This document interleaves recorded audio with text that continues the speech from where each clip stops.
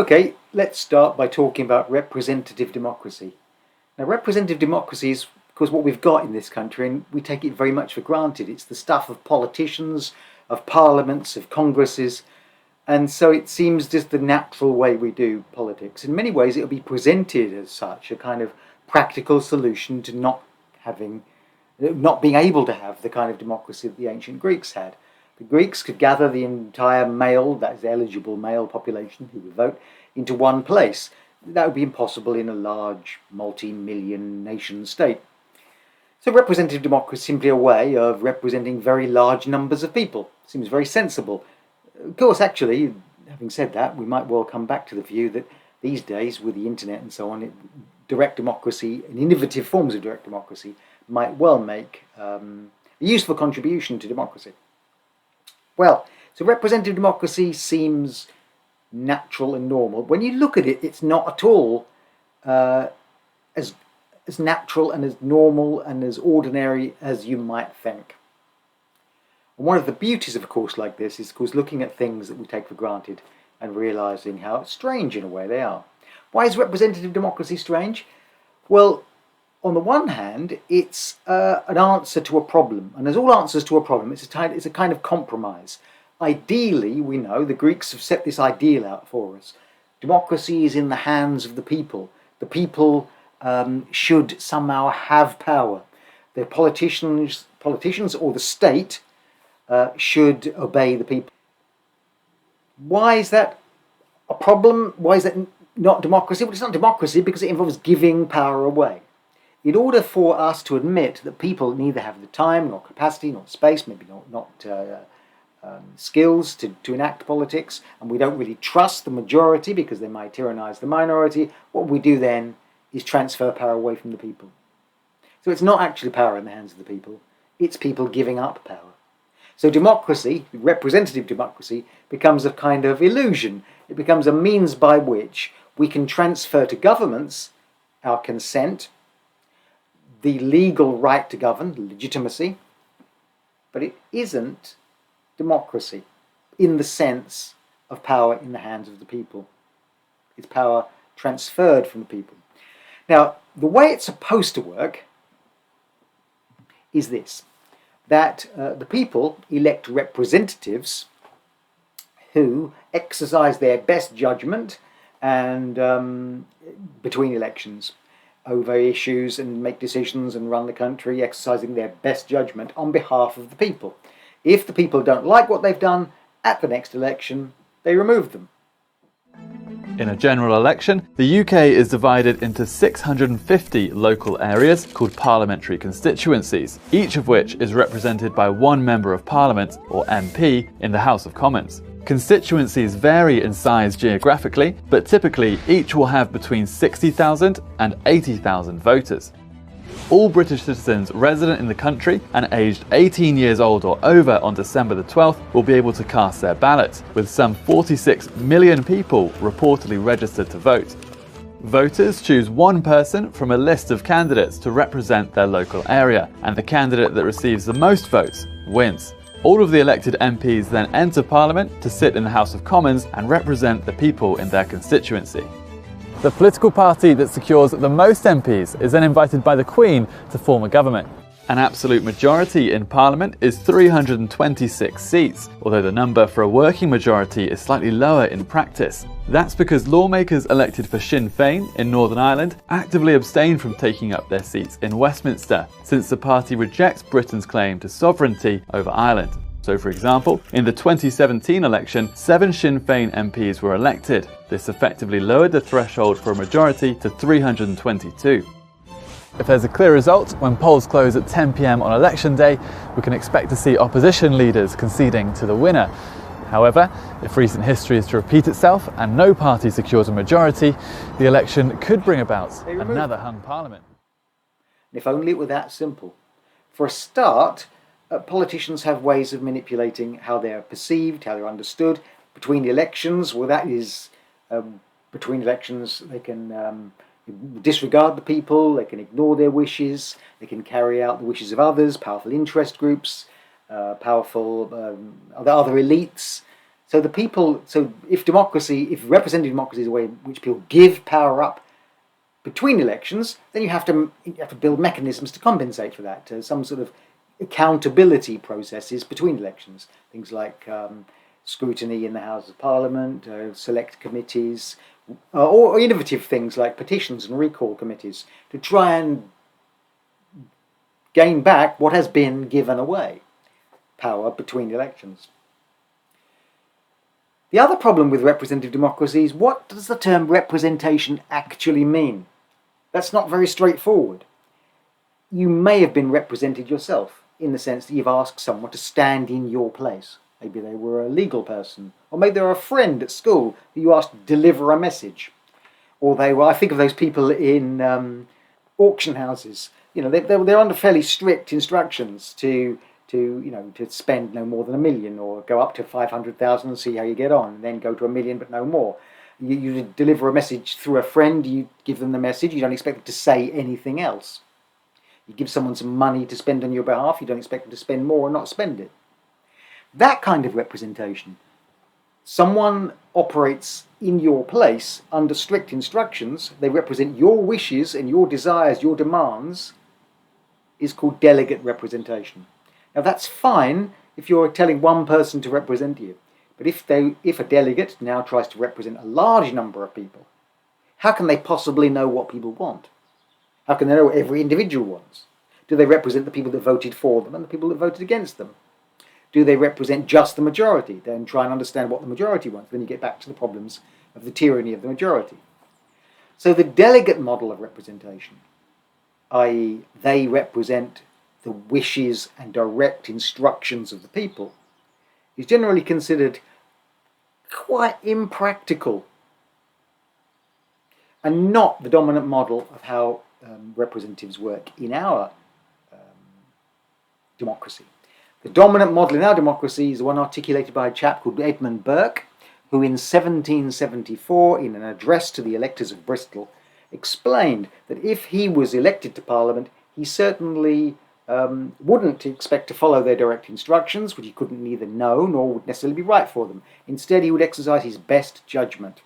He would do what he thought was best for them, even if they didn't like it. They might want tax cuts, but if he thought tax rises were better, then he would ignore the people of Bristol if he could understand what they wanted. But even if they could understand what he wanted, he might well ignore that in their best interests. That model, known as the Trustee Model or the Burkean model, is generally thought to be much more descriptive of the way Parliament works. Or at least it's the way Parliament worked. The problem with the Trustee Model is, by the way, before we look at the problem of the Trustee Model, you might want to think of a kind of continuum between the Delegate Model and the Trustee Model. Politicians tend to operate somewhere between the two. Certainly they articulate lots of views they wish themselves, or they view themselves as delegates. I've rarely met an MP. I've taken groups of students to Parliament many times. We've met our local MP, we've met various MPs, they've given talk to students. And when students ask them who they consider they represent, always the constituents, the best interest of the constituents. They rarely mention party, or they rarely mention their own judgment. But of course, what they mean by representing their constituents, of course, is Burke. They mean doing what they think is best for their constituents. That has been challenged by another view of representation, and that's called the mandate model. Now, one of the ways that political parties function to make elections work is that they give us a shorthand understanding of what candidates stand for. It's very difficult for us. In fact, it's probably largely true to say that most people, their candidates running elections, are perfect strangers. They haven't the faintest idea about their personal qualities. Most people who elect, when they look down a list of who to vote for, look for the label and the party label. That's certainly true in this country. It's less true in the United States, where a concept called name recognition actually might suggest that people have some personal connection, some loyalty to an individual. In this country, that's hardly true at all. Largely speaking, politicians are elected on the basis of their party loyalty, not their party identification, not their individual qualities, if we know them at all. When candidates try to run as independents, vote for me, I'm a good guy, they almost always lose. Vote for me, I'm Labour in a Labour area, even if they're not a particularly good guy, or no one any idea what their qualities are, they'll generally get elected in a Labour area, Labour. If I could travel all over the United States, and if I said to any person I'm a Republican, people would get an idea about me. They'd have an instant understanding. If I said I'm a Republican, lifelong Republican, they might well understand. I have a particular view of the limits of what government can achieve. I have a view of I certainly would have a rather pessimistic view of what government can achieve. So with republicanism, with the label "I am a Republican" comes a whole package of ideas. What sort of things I believe in, what sort of values I might have. The same as if I said I'm a lifelong Democrat, or I'm a Democrat, strongly Democrat. You might say, well, I have a rather more optimistic view of what governments can achieve. I believe that we have a more collective and less individualistic idea of society. So these are handy ways in which you can enable us to have some understanding of the differences between what are otherwise perfect strangers, and that's particularly true in our parliamentary system. The mandate model has a problem, though, because it contradicts the trustee model. If someone says, I will exercise my best judgment on your behalf, or I'll try to reflect as a delegate the interests of the people, if I'm elected to Parliament on the mandate of my party, I'm there as a Labour candidate, I'm there as a Tory candidate, I'm there as a Republican. That means that you have instructed me not to exercise my best judgment, but to follow the party manifesto. Each party coming up to election has a list of policies. They're generally published in a manifesto. That manifesto gives the government a mandate, and every individual politician a mandate to support those policies.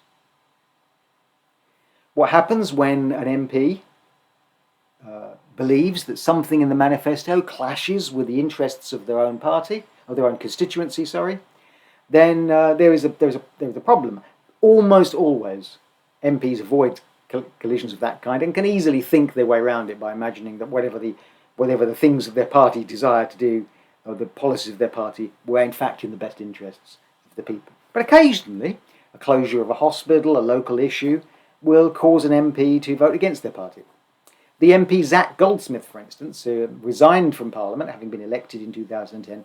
He resigned shortly afterwards and ran as an independent because he promised his constituents, he made a commitment that should there be an extension to the Heathrow runway, which he disagreed with, he would resign. He resigned and ran as an independent. He lost. He was re-elected later as a Conservative MP in 2017. Then he lost again in 2019. He's now in the House of Lords and is a junior minister. That's kind of rare. MPs generally are fairly loyal to their party. They know, and they're loyal to their party because they know the thing I described earlier, that they aren't going to get elected by standing as themselves. They're not elected as an individual, they're elected for their party. That has come to supersede the trustee model, or certainly challenge the trustee model. At its worst critical view of the mandate model is the view that politicians are simply rubber stamps. They do as they're told. They don't represent their constituents. They don't represent their own best conscience, what they think is right or wrong. They simply obey. They vote for wars they don't necessarily believe in. They vote for policies they don't necessarily believe in because that's the policy of their party. Well, actually, it's probably not that doesn't happen much. Generally speaking, Labour people are going to believe in the Labour Party manifesto, and they tend to believe the things in that manifesto in the best interest of the constituency. So it's not quite as sort of schizophrenic as it might seem, but it is certainly. It can seem like it undermines the connection between the representative and the people, and the authority the representative might have to exercise their own best judgment, and that's called the mandate model. There's another way in which Parliament might represent. It's not about individual MPs, it's about Parliament as a whole. It's about the House of Commons. And the House of Commons is said to represent by reflecting or being descriptive of the society, or what they call resembling society. So in other words, if society is made up of a broad range of people, so that you'd walk in the House of Commons, you look around, and it would sort of look like the average cross-section of British society. Clearly it doesn't. Clearly it's far more male, it's older, its education levels are really different to the general population. The vast majority, overwhelming majority of MPs have university degrees. That's not true of the population. Only a minority have university degrees. And the majority are male. That's not true of the population, obviously. They tend to be more middle class. They tend to be older than the general population. That has changed. You might well ask, well, why? Can not a man represent a woman? Can not a rich person represent a poor person? Well, of course, theoretically, of course they can. What we're looking at here is the relationship between the constituents and their views of how they're represented. So they look at Parliament, and if they see a Parliament or they see a Congress that doesn't look like them, they're less likely to feel it represents them. And if they don't feel it represents them, they might feel that they don't give it their consent. Remember, the whole basis of representative democracy is ultimately a contract between the people and politicians. They will govern on our behalf until we tell them not to. We will obey the law that they make unless we don't think those laws are the ones we want, in which case we'll not elect them. So it's a contract between the people. It's an interaction between people and politicians. So in that sense, it's quite important that when people look at their institutions, they feel they trust them in this mutually dependent relationship.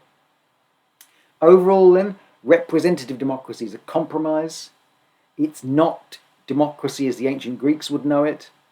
It's the transfer of power away from the people, and it creates problems as to exactly how you define the representative role, be it delegate, trustee, mandate, or collectively to reflect the population. Clearly, they do all of those things. Now, in the next video, we're going to look at whether they do them very well. And lately there's been books called The End of Democracy, How Democracies Die, The Crisis of Democracy, The Participation Crisis, The Democratic Deficit. There aren't books right now that are called things like, How Our Democracy Works So Well. It actually, there tends to be an overwhelming kind of consensus that democracy is in some sort of state of crisis. And that's what we'll look at next.